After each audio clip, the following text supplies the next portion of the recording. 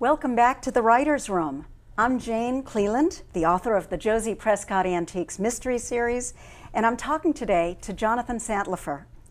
Jonathan has written 5 best-selling novels and several short stories.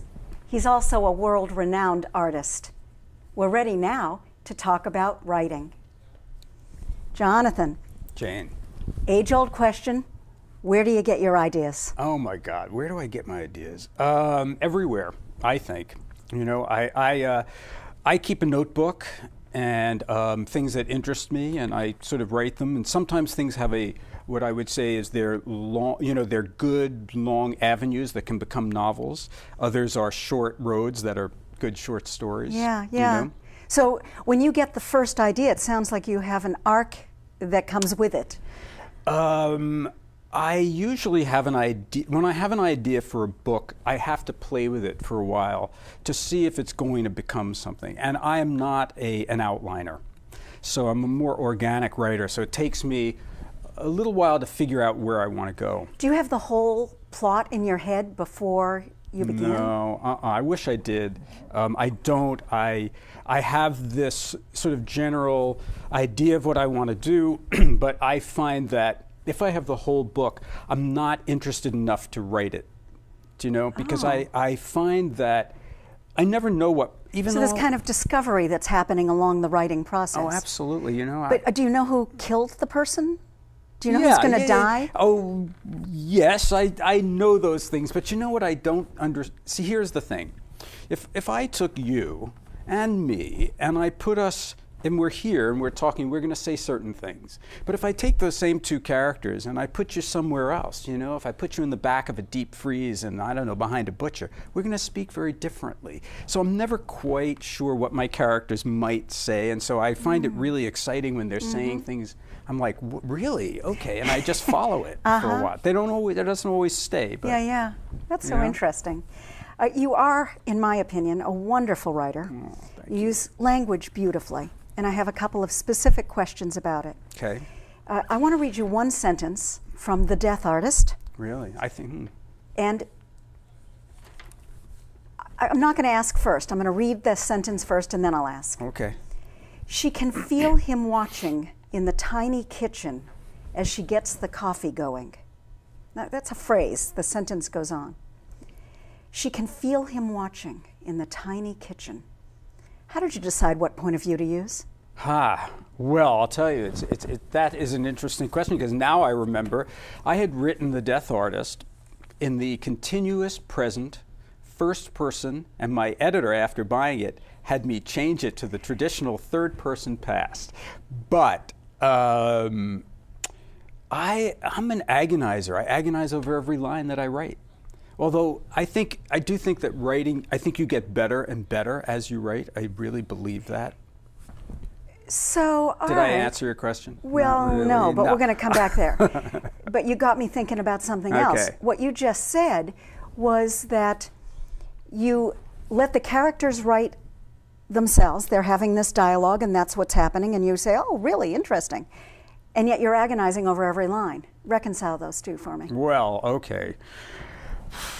All right. Well, I don't, there's a situation.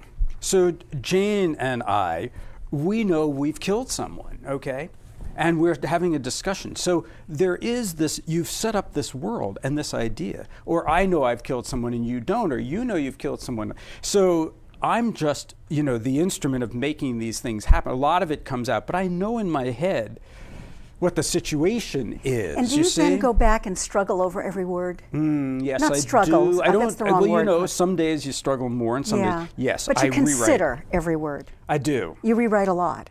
I do. I rewrite continuously. I rewrite the day after I've written. I rewrite later. Then I read it on the page, and I rewrite. And do you start at the beginning and rewrite from there, or do you? Today's you're waking up, it's time to start writing. Do you go back to what you did yesterday, or do you go back to the beginning? No, I go back to what I did yesterday. It's also a way of sort of wading into it, like wading into Getting water. your head back in the game. Yeah, I mean, I go back, I go over the things I worked on yesterday. It pulls me forward. Now, back to point of view. Okay. Why first person continuous? Did I do that in the first one? Yeah. I wanted to be inside someone's head at the moment. And so, but interestingly, I'll tell you, my editor, a woman named Trish Grader, who I loved, said to me, I think the form's a little literary. It's a little too literary. Oh, interesting. And she said, I said, and you were focusing on commercial fiction. Just to make it clear for our listeners, our viewers, yeah. What we're talking about here, mysteries, crime fiction are generally considered to be in the arena of commercial or popular fiction. You know, there's so much about that statement that we could talk about. I mean, you know, the fact that, you know, going back to things that were considered popular and now are considered literary. And I sort of, you know, as an artist, I fought against those boundaries and those borders, and I fight against it in writing. My whole life I would read, when I was a kid, what I would consider a real book and then a crime fiction book, and I realized, well, wait a minute, you know, there are just as many great crime fiction and genre books, and so you know, nevertheless, I want people to read my books. You know, I want them to enjoy them. I want, you know, I know that at heart, we are entertainers. That's interesting, isn't it? I believe that. And one thing about that point of view, and then I'm going to move on to another writing question, is that there was an immediacy about it. With she can feel him watching her. It is very right there. Well, that is a third-person sentence. She can feel him watching her. I mean, I've gotten a lot of letters from people who always, you know, they think I'm going to be totally insane and demented when they meet me, because I like writing things like that. I like imagining what it's like to have somebody watching you, you know. I'm getting the creepy jeebies. I'm so glad. But you know, the thing is, I believe that a lot of crime fiction writers, I think it's a wonderful world of people. I met so many great people. And I think they get a lot of that nastiness out on the page. They go to the dark places, you know. When people say to me, oh, they can't go there, I say, oh, yes, you can. You just won't, you know. So, next question. Yeah. Your imagery is spectacular. In The Murder Notebook, a sentence. The medical examiner was in his 40s with sad eyes and skin the color of newsprint. Wow. My question is about the writing process. Did you just write that? Or did you go back and decide to consciously add the metaphor? How does that work? I probably just wrote it, because when you say it now, I mean, I can't remember writing every line, but I do remember thinking, what a medical examiner who's inside in the deep freeze all day skin would look like. And the word newsprint just came to me, you know, like no color. So I also, when I write, when I'm writing at my best, I see it. I literally see it and I follow it. Yes, you're writing what you're seeing. Right, I'm walking through the room, I'm there. Interesting. What is your writing process? Can you tell us, do you write on a schedule? Do you write to a quota system, a certain number of words that are required? I never write on a quota system because it would make me a nervous wreck. You know, I would always I would fall short of the quota, I would think like I'm worthless, it would make me feel awful. But you write to a deadline. I do write, I like having deadlines. If I didn't have a deadline, I'd never finish anything. So how do you know how much to do? I just keep going. I just keep going. You know, I tend to, there are different times of the day that I like to write. I like to write when I first wake up because I'm a little unconscious and things are happening. And then I love to write at night because the world goes away and it's quiet, and it's a great time to really look at what I've done and be critical of what I've done. Yeah. How many hours a day do you typically Well, it depends. You know, there are times that, like right now, I'm trying to finish a novel, so I'm writing on my book all day long. Morning, night, take breaks. Put my painting aside. What's the novel? Or what can you tell us about it? Well, it's a new character, and it came out of an idea I had. It's actually it's based on, I like characters who have something flawed in their lives, and this is a very tragic character who I've grown to care about a lot. And he's a policeman.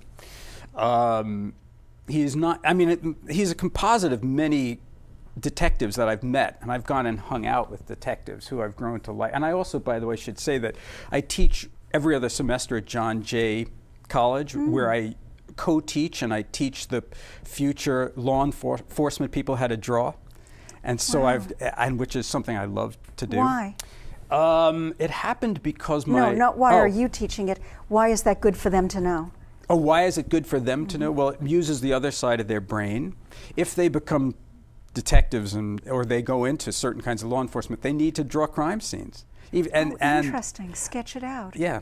And I got interested because my second character was a sketch artist, and so I got to know a lot of police sketch artists. Rodriguez. Yeah. You know. Wow. Can you tell us when the book is going to be out? Has it been sold? Can you tell us anything? I know it's still in process. That's all happening, but because I haven't finished. I'll just say very quickly is that I switched my agent, and which was a very big deal. It was like getting divorced, and not in a bad way, just as a big thing. It was good. But my new agent wanted me to do a rewrite. So the book was essentially, I thought, finished. And now I'm rewriting it and streamlining it. Yeah. And it's very interesting to go back with the kind of intensity. Yeah.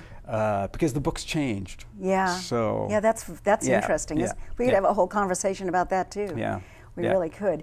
Have any of your books been optioned for a movie or a TV series? Oh my God. Well, The Anatomy of Fear and The Murder Notebook, which is a Nate Rodriguez sketch artist, was optioned about 25 times for movies and television. And it was in pre-production, I don't know if I should say this, but with Kiefer Sutherland at Fox, and a couple of things happened. One, poor Kiefer went to jail on his 4th DWI as they were going into pre-production.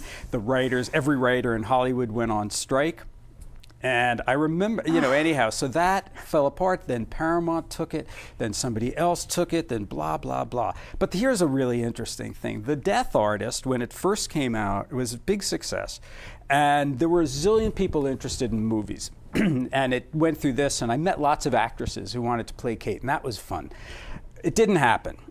10 years later, one of the guys who was interested has gotten back to me, and we're just making the deal now to make the movie. Out. Isn't that exciting? I know, it's really weird. That's wonderful. So, we'll see. It's been a real pleasure talking today. Do you have any last thoughts?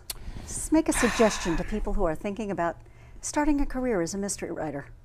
Well, what I would say is what I've said to when I visit artists and when I visit writing programs. I think if you want to do it, you'll do it. You'll get there. It's just a matter of sticking to it. I mean, I think the things we want in our life we can get. You don't always get them when you want them, but if you stick to it, you will get them.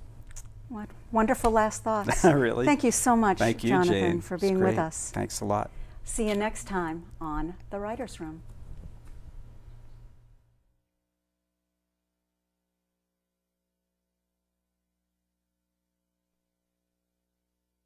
Bye.